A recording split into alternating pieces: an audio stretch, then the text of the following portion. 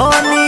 देखी हम कुछ नहीं की जाना, जो आवे के बाद आवे। सुना होली में छुट्टी ना मिले धनी, सुना भइल बा बड़ मुश्किले धनी।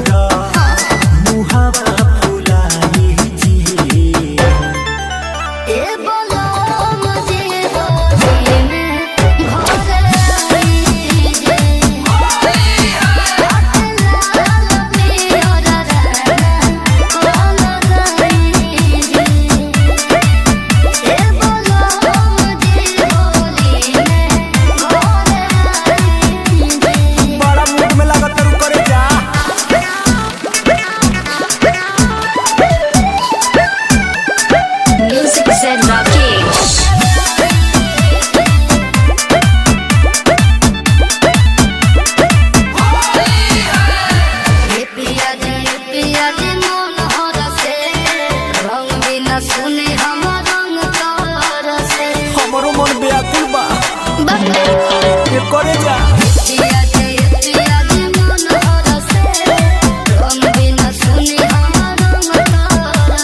सुना हो धनी हमरो के याद तोहर आवता हो, बस पैसा ही दुनिया करावता हो। मनवा थोर कर जानी हमरो लुगाई जी, मनवा थोर कर जानी हमरो लुगाई जी।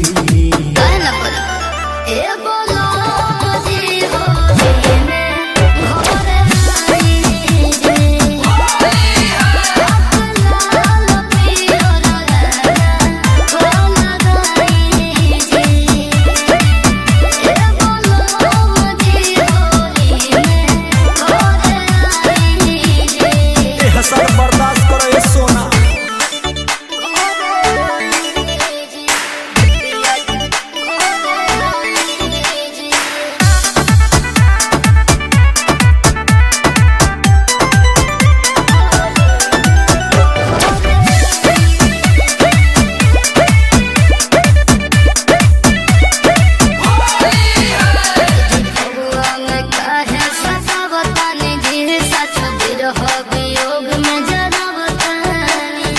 ऐसा काहे कहता काहे नहीं मानो।